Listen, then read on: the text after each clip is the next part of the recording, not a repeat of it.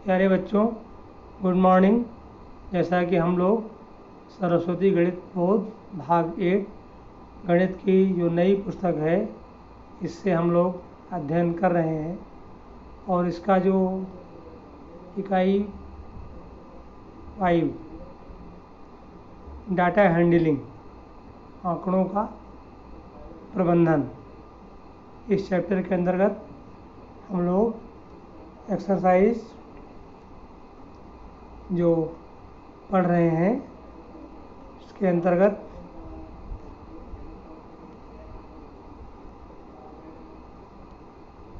ये हमारा question number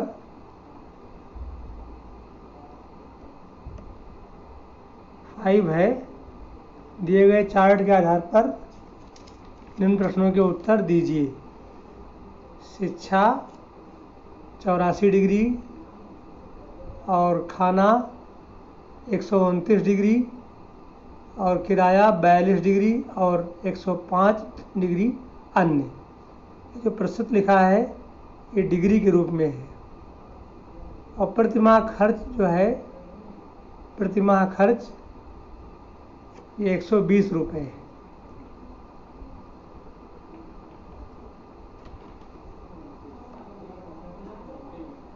तो हमारा ये शिक्षा पर हमारा कितना खर्च होगा। तो 42 डिग्री बराबर 120 के है, तो हम 1 डिग्री बराबर 120 बटे 42 और 84 डिग्री बराबर 120 बटे 42 गुणे 84। ये हमारा 42 दूनी 84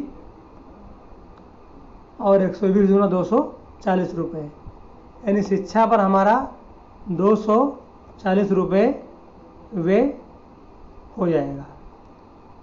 अब इसके पश्चात इसका नेक्स्ट देखेंगे।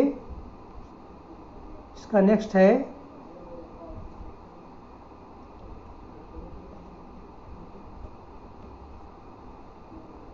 इसका नेक्स्ट क्वेश्चन है आनुपातिक योग। इसका आनुपातिक पूछ रहा है कि खाना और शिक्षा के बीच आनुपातिक भाग क्या है।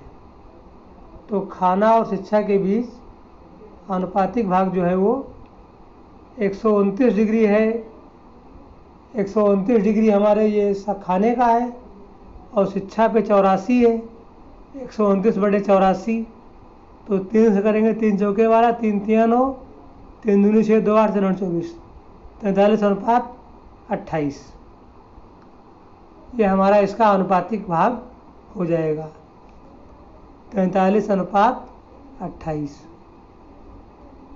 फिर इसके पश्चात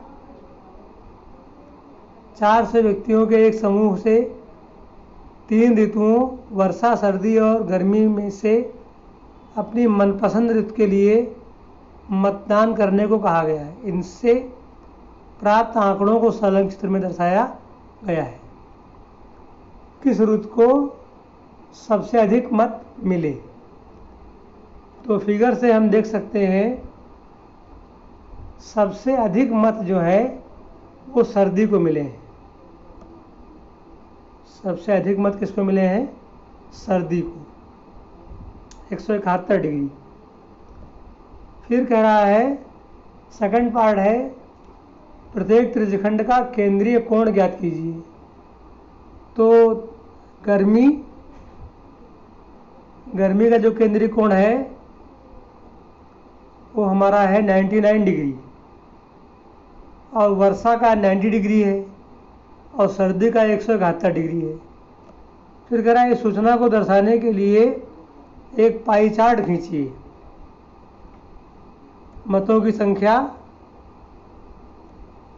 गर्मी में 110, वर्षा में 100, सर्दी में 190। तो इन सबको जोड़ लेंगे, 110, 110, 110, 100, 190, 190, 110, ये हो गया 300, ये हो गया 400। 110 गर्मी के इक्विवेलेंट क्या कोण बनेगा?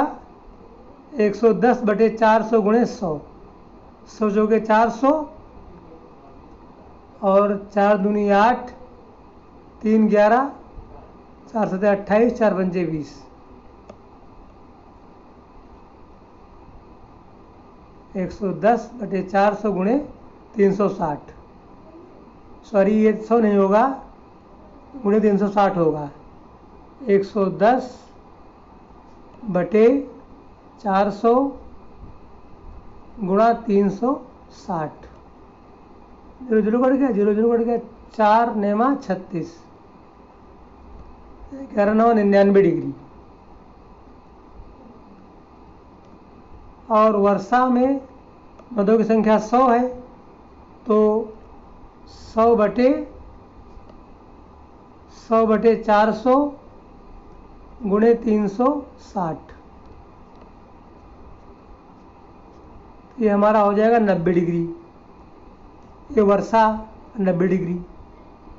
फिर सर्दी तो 190/400 गुणे 360, 4 9 36, 171 डिग्री। तो इस प्रकार से हमारा ये पाई चार्ट, इस प्रकार से हम ये पाई चार्ट हम इस तरीके से बना लेंगे। ये हमारा क्वेश्चन नंबर 6 इस प्रकार से कंप्लीट होता है।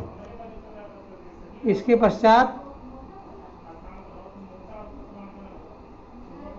क्वेश्चन नंबर 7 है, एक पाई चार्ट द्वारा निरूपित एक कारखाने में विभिन्न रूपों में आवंटित की गई सूची। विभिन्न रूप, किराया जो है वो 5 रुपये, वेतन 20, मशीनें 15, कच्चा माल 10, अन्य 25। तो 20 5 25, 15 40 और 40 और 10 50 75 75 डिग्री। अब इनके संदर्भ में कोण, केंद्रीय कोण की माप निकालना है।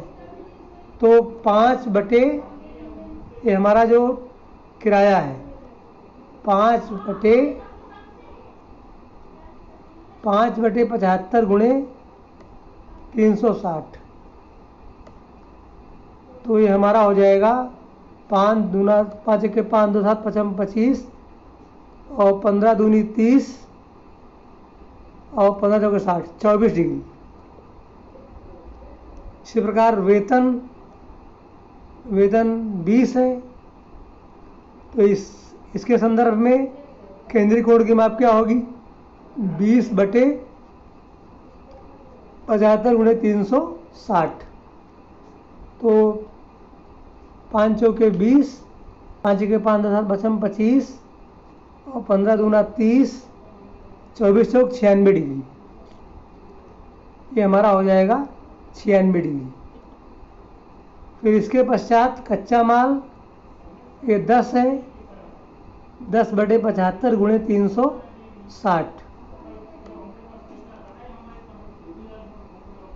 25 5 दूना 10, दूना 30, 24 दूना 48 डिग्री। फिर अन्य 25/75 गुणे 360, 25/75 गुणे 360, 25 या 75, 120 डिग्री ये हो जाएगा। तो ये अब हम इस प्रकार से एक वृत्त खींच लेंगे और उसमें 24 डिग्री जो केंद्रीय कोण एक किराए के संदर्भ में, 96 डिग्री वेतन के संदर्भ में, 72 डिग्री मशीनों के संदर्भ में, कच्चा माल 48, अन्य में 120। इस प्रकार से हमारी जो ये एक्सरसाइज है 5.2, इसका अंतिम क्वेश्चन नंबर 7 कंप्लीट होता है। अब इसके पश्चात हम इसका जो हमारी नई एक्सरसाइज है, ये एक्सरसाइज 5.3 इसका क्वेश्चन नंबर 1 देखेंगे। यदि कोई कंपनी 10 लाख शेयर आमंत्रित करती है और उसे प्राप्त करने के लिए 50 लाख लोग आवेदन करते हैं, तो प्रत्येक आवेदक का उस कंपनी का शेयर प्राप्त करने की संभावना क्या करनी है। 10 लाख शेयर हैं और 50 लाख लोग आवेदन करते हैं, तो कंपनी का शेयर प्राप्त करने की संभावना आमंत्रित शेयर बटे लोगों की संख्या। आमंत्रित शेयर हमारे 10 लाख हैं और 50 लाख लोग जो है ये लोग हैं, कर जाएगा 0 0 1/5। 1/5 हमारी ये इसकी संभावना। अतः प्रत्येक आवेदक का उस कंपनी का शेयर प्राप्त करने की संभावना क्या हो जाएगी, 1/5। नेक्स्ट देखेंगे, यदि आपके पास 5 हरे त्रिज्यखंड, 2 नीले त्रिज्यखंड और 3 लाल त्रिज्यखंड वाला एक घुमावदार पहिया है, तो एक हरा त्रिज्यखंड प्राप्त करने की प्रायिकता क्या है।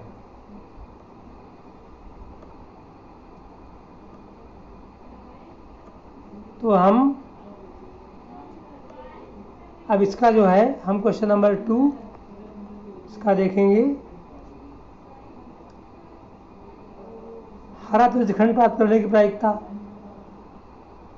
तो एक हरा त्रिज्यखंड प्राप्त करने की प्रायिकता क्या होगी, 1 कुल त्रिज्यखंड। तो ये 5 हरे हैं और 2 नीले हैं और 3 लाल हैं, तो 5 2 7 3 10, 1/10। तो एक हरा त्रिज्यखंड प्राप्त करने की प्रायिकता क्या हो जाएगी, 1/10। इसके पश्चात एक हरा त्रिज्यखंड प्राप्त करने की प्रायिकता क्या हो जाएगी, 1/10। अब हम इसका नेक्स्ट देखेंगे, क्वेश्चन नंबर 3। क्वेश्चन नंबर 3 हमारा है, ये हो चुका है question number 3। Question number 3, question number 2 हम करवा चुके हैं। क्वेश्चन नंबर 3,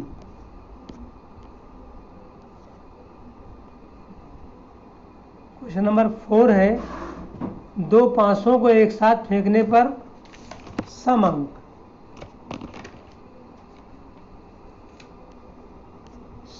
अंक आने की प्रायिकता।